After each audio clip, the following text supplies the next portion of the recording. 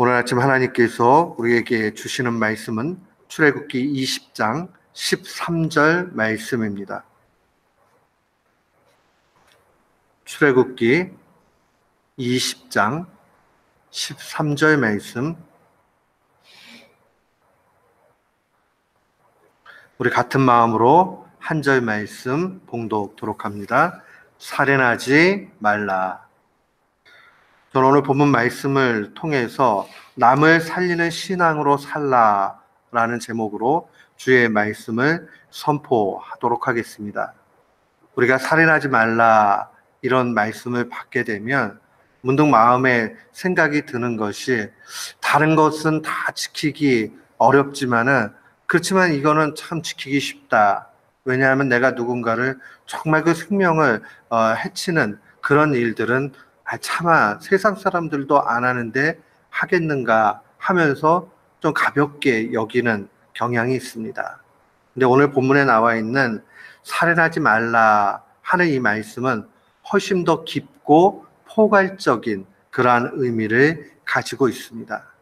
우리가 이 13절에 나오는 6번째 계명으로 살인하지 말라라는 이 말씀은 먼저 우리의 마음속에 누군가를 증오하거나 또한 분노하거나 원한을 갖는 것을 멈추라는 그런 의미를 가지고 있습니다.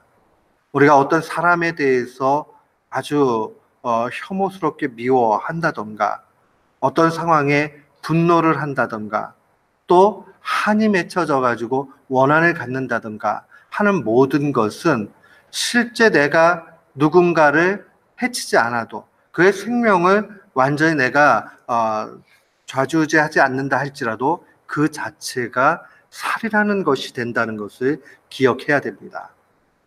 말씀은 특별히 우리 주님께서 이 말씀에 대한 포괄적인 해석을 해주셨습니다. 마태복음 5장 22절 말씀에 보면 주의 말씀이 이렇게 증거합니다. 형제에게 노하는 자마다 심판을 받게 되고, 형제를 다하여 라가라는 말은 미련하다 이런 뜻이에요. 미련하다 하는 자는 공회에 붙잡히게 되고, 미련한 놈이라 하는 자는 지옥불에 들어간다. 그렇게 주의 말씀이 증거합니다. 그러니까 결국 이 어떤 형제들을 향해서 우리가 분노심을 갖는다던가, 또 그 사람을 낮춰서 그렇게 본다던가 하는 모든 것이 포괄적으로 살인하는 일이 된다 하는 것을 이야기합니다. 사랑하는 성도 여러분, 우리가 이 말씀을 좀 더 넓게 적용하고 우리 마음속에 조심해야 되겠다 하는 마음을 가져야 됩니다. 아니, 저 사람 왜 저래?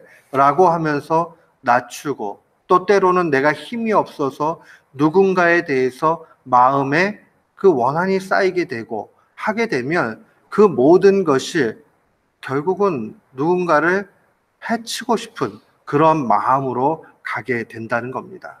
그 자체를, 마음속에 갖고 있는 죄악 자체를 하나님의 말씀은 분명히 죄다라고 그렇게 증거합니다. 우리가 실제 우리의 행위로 무언가를 하지 않았다 할지라도 이 말씀이 우리의 마음 상태를 얼마나 중하게 여기는가 하는 것을 볼 수 있습니다.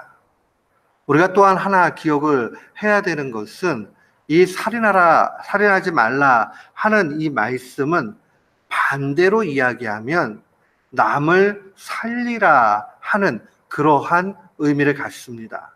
우리가 남을 살리지 않으면 그것이 죽는 길로 방조하거나 죽이게 되거나 하는 길이 된다는 것을 분명히 알아야 됩니다.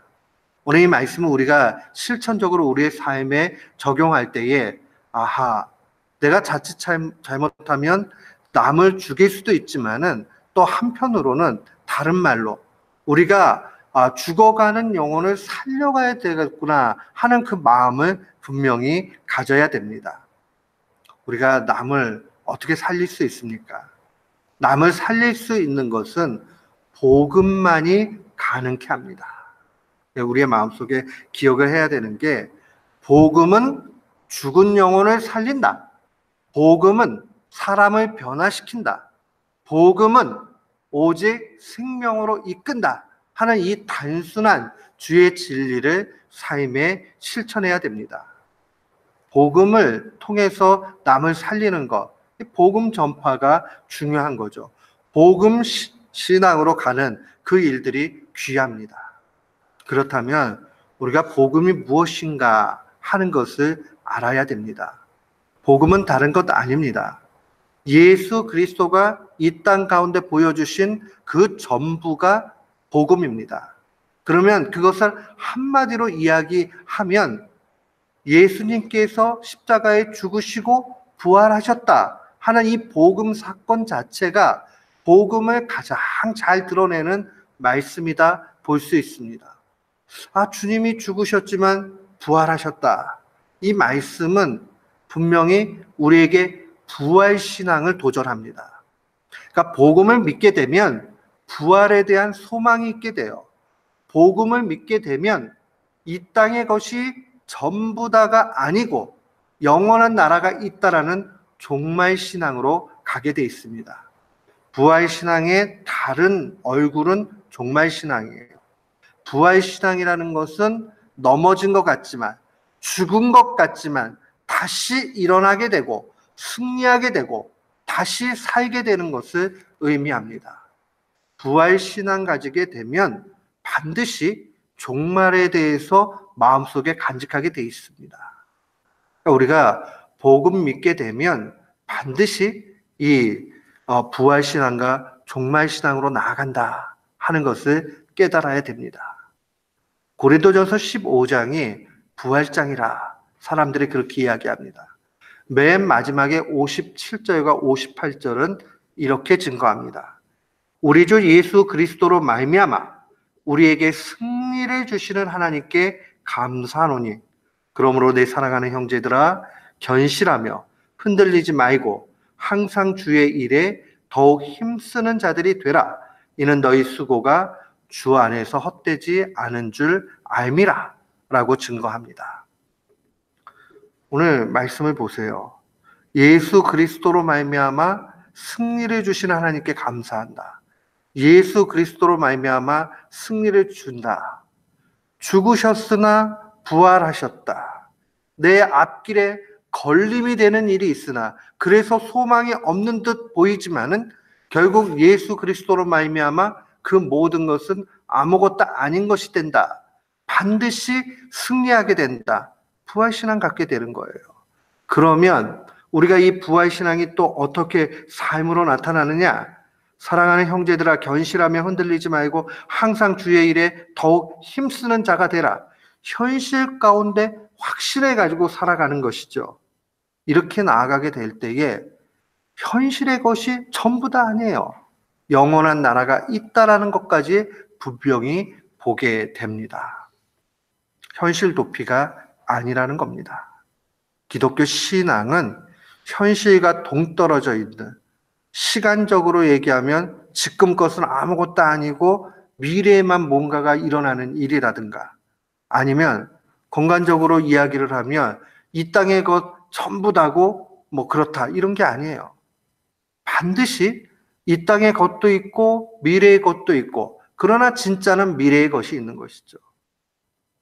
또 우리가 지금의 현실이 있고 미래의 것이 있지만은 그러나 이 양자 간의 모든 것이 균형을 이뤄서 가는 것이 기독교 신앙에서 이야기하는 종말의 내용입니다.